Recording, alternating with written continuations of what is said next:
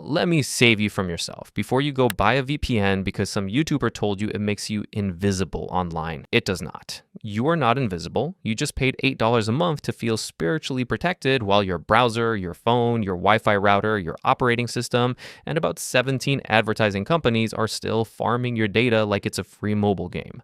True anonymity online in 2026 is genuinely difficult, and most people are not willing to do what it actually takes. But here's what genuinely works versus what is basically security theater with a logo. First, you need to understand your threat model, because I want privacy means completely different things depending on who you're hiding from. Chrome is basically the final boss of privacy disasters because it's owned by Google, which is an advertising company pretending to be a browser company pretending to be your friend. Switch to Firefox immediately and install uBlock Origin because that extension alone deletes like half the modern internet's nonsense. Ads disappear, trackers disappear, malware domains get blocked, fingerprinting scripts get cooked. It's probably the single greatest browser extension ever made, and it's free. Add Firefox multi-account containers too, so your social media tabs can't spy on your banking tabs like creepy neighbors peeking through the blinds. Or use LibreWolf if you want Firefox, but pre-hardened by someone far more paranoid than you. Fingerprinting is the thing that destroys most people's privacy, and almost nobody understands it. Websites don't need cookies anymore because your browser basically introduces itself every time you visit a page.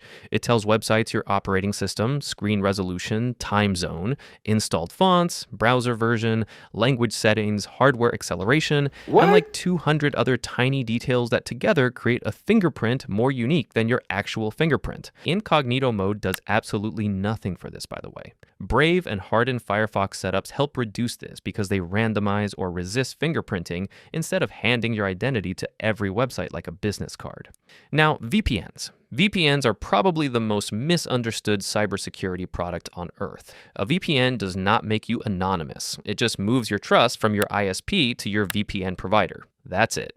Instead of your ISP seeing your traffic, your VPN company sees it, which means free VPNs are horrifying because their entire business model is basically sell user data to continue existing. Paid VPNs like Mullvad are genuinely solid because they require no email, accept anonymous payments, and have a strong reputation. Proton VPN also has a decent free tier. But if your VPN sponsors every single YouTuber on the planet simultaneously, I immediately become suspicious. Also, turn on the VPN kill switch, or your real IP will leak the second the connection drops, which completely defeats the point. DNS is another privacy disaster nobody thinks about. Every time you type a website address, your computer asks a DNS server where that site lives, and by default, your ISP handles those requests, which means they still see every domain you visit, even if the content itself is encrypted. Switch to encrypted DNS through Cloudflare or Quad9 immediately, or go full nerd mode and set up a Pi-hole, which blocks ads and trackers for every device in your house, including your smart TV that has probably been spying on you since 2019. Then there's Tor Browser, which is the closest thing normal people have to actual anonymity online. Tor routes your traffic through multiple encrypted relays around the world, so nobody can see both who you are and what you're accessing at the same time. The downside is it's slow, websites hate you, and you will solve enough CAPTCHAs to develop emotional damage. Your phone is honestly worse than your computer because it tracks your location constantly, and every app wants your data like raccoons fighting over trash. If you're serious about mobile privacy, GrapheneOS on a Google Pixel is basically the final form. It removes Google tracking, hardens Android security, and gives you absurdly detailed control over app permissions. The downside is some apps break because modern apps emotionally depend on surveillance. If that sounds too extreme, at minimum, revoke location permissions from apps that absolutely do not need them. No, your flashlight app does not require your GPS coordinates.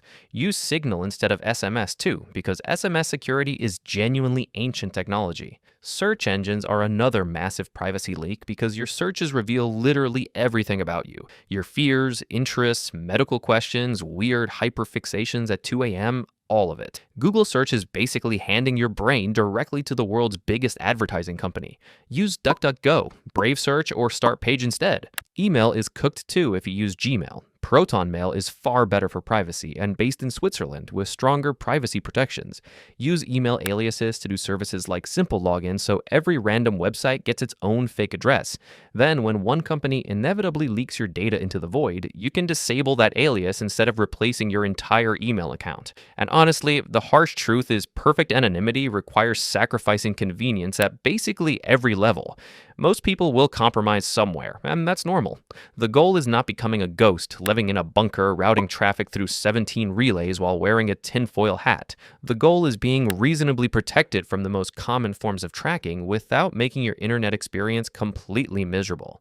Firefox with uBlock Origin, Encrypted DNS, a trustworthy VPN, Signal, and moving away from Google products gets you like 80% of the way there, with maybe 2 hours of setup. That already puts you ahead of almost everyone online, which is both impressive and deeply concerning.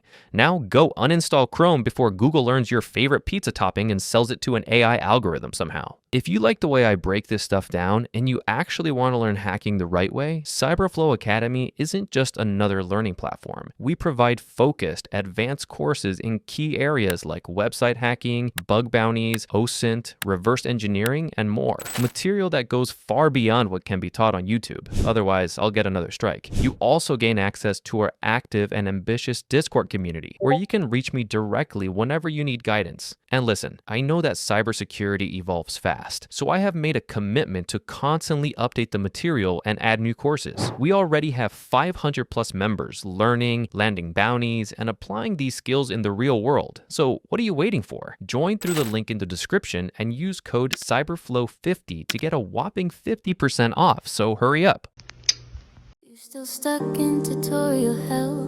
We got full courses step by step as well. Web hacking labs, real attack flow. Not click here, actually break the code. Reverse engineering, crack moves inside. Gidra open, ego died. Bug bounty methods that actually scale. Find one vuln, that's grocery money mail. $29, that's it bro. Skill goes up, that's CyberFlow. Python for hackers, C plus Paint. Build your own tools like this, that don't. New course dropping every month. No content drought, we stack it up. Private Discord, killers in chat. Stuck on a bug, we fixed that.